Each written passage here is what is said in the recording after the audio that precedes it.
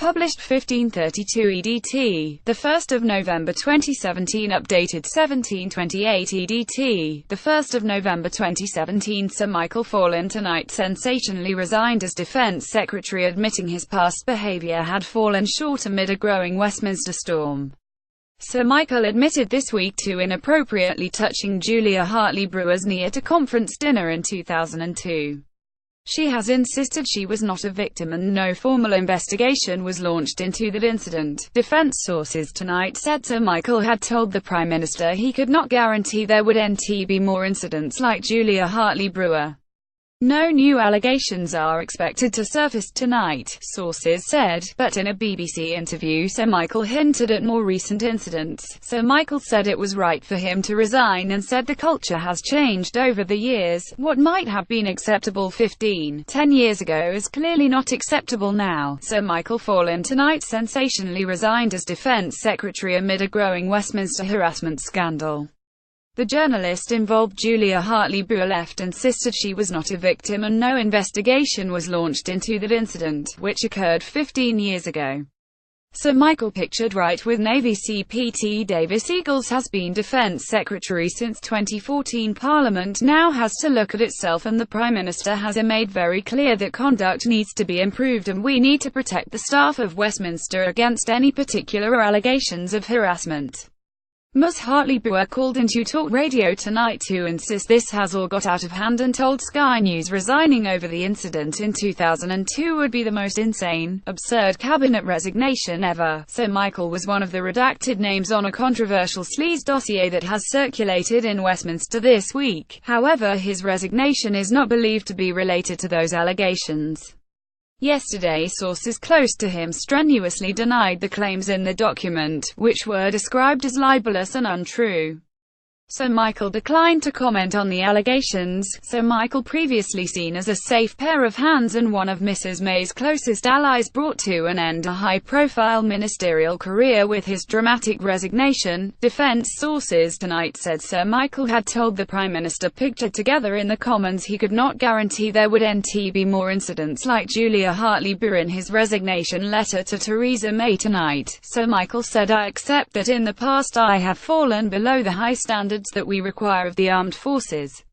Sir Michael set out no new allegations but told Mrs. May, "I have reflected on my position and I am therefore resigning as Defence Secretary."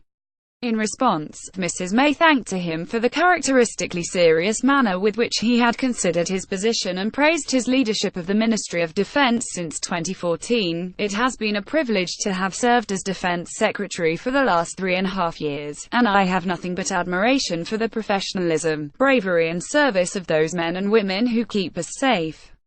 In her reply, Mrs. May told him, as Secretary of State for Defence since July 2014, "You have championed our brave armed forces and made sure that the government has been able to fulfil its most fundamental responsibility, the defence of the realm." Michael Fallon has made a career out of politics, first becoming a member for Parliament for Darlington as a 29-year-old. The father of two has risen through the ranks during his time at Westminster, going on to hold 4 different portfolios in the cabinet under Theresa May and David Cameron. Born in Perth, Scotland, he was privately educated at Craigflower Preparatory School, near Dunfermline, and later at Epsom College in Surrey. While attending the University of St Andrews in Scotland, he campaigned for the Keep Britain in Europe movement in the 1975 referendum. His first stint as a Conservative MP came between 1983 and 1992 for Darlington, after which he stood in Sevenoaks in 1997, a seat he still holds. His early promise was noticed by Margaret Thatcher, who made him Parliamentary Under Secretary of State for the Department for Education and Science in July 1990. His first cabinet role came in 2012, when he was appointed Minister of State for Business and Enterprise by David Cameron. 2 years later, he was made Minister of State for Energy, before he was appointed the inaugural Minister of State for Portsmouth. The role was created in response to the loss of jobs from BAE Systems, with Fallon tasked with bringing economic growth to the city. He has been married to his wife Wendy Payne for 21 years and lives in Sunbridge, Kent. You should take particular pride in the way the United Kingdom has risen to the challenge of tackling the barbaric threat of Daesh. Thanks to the bravery of our armed forces, Daesh is being defeated, and 3 million people have been freed from its murderous rule. Ms. Hartley-Brewer told Sky News, "I'm incredibly shocked. If this is over Kneegate and him touching my knee 15 years ago, me not having any issue with it today, then this is the most insane, absurd and ridiculous resignation of a cabinet minister ever in the history of the world. However, I don't think that is the reason." As he said in his statement, he talked about his previous conduct. He said he had fallen below the high standards that we require of the armed services. "I doubt very much if one of the standard we expect of the armed forces is that no man the military has ever touched a knee of a younger woman. I am assuming there are more allegations to come, various rumours swirling around Westminster, but I doubt very much it is a result of my knee, and if it is, then it is really mad and absurd and crazy." Labour MP John Mann told Mail Online it's highly predictable that he resigned.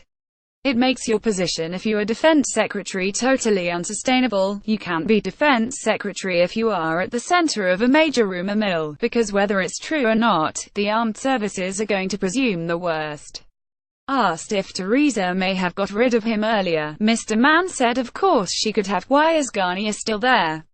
But this is all part of Parliament. It's going to get explosive because people are coming forward in their droves at the moment." The shock resignation comes amid a growing UAL harassment scandal that is engulfing Westminster. Theresa May's deputy Damian Green was placed under investigation today after he was accused by a journalist of making an inappropriate pass. Prime Minister Theresa May pictured emerging from number 10 faces having to carry out at least a minor reshuffle of her top team as the Westminster harassment scandal exploded tonight. Defence Secretary Sir Michael Fallon left today has been revealed as the MP who made the gesture to Ms. Hartley-Brewer. He is pictured right with wife Wendy Payne in December 2016. Ms. Hartley-Brewer says the incident involving Sir Michael is mildly amusing and not a UAL assault. Trade Minister Mark Garnier is also being probed over allegations he took his secretary to buy toys. Journalist Ms. Hartley-Brewer threatened to punch Sir Michael over the original incident where he repeatedly putting his hand on her knee. When the incident was exposed, she joked her joints are both still intact. The Defence Secretary attended a cabinet meeting on Tuesday as Theresa May said he was right to apologise but confirmed he will not be investigated by the Cabinet Office over the 2002 incident. LBC presenter Hartley-Brewer last night warned the Westminster harassment row had become a witch hunt.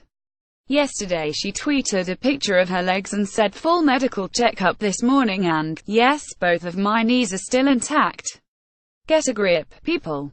Although not on my knee, obviously." Dear Prime Minister, a number of allegations have surfaced about MPs in recent days, including some about my previous conduct. Many of these have been false, but I accept that in the past I have fallen below the high standards that we require of the armed forces, that I have the honor to represent. I have reflected on my position and I am therefore resigning as Defence Secretary. It has been a privilege to have led defence over the past 3.5 years. We are close to defeating Daesh terrorism in Iraq and Syria. We have taken a leadership role in NATO, and we have secured a defence budget that will grow ahead of inflation each year. I have the utmost admiration for the professionalism, bravery, and service of the men and women who keep us safe.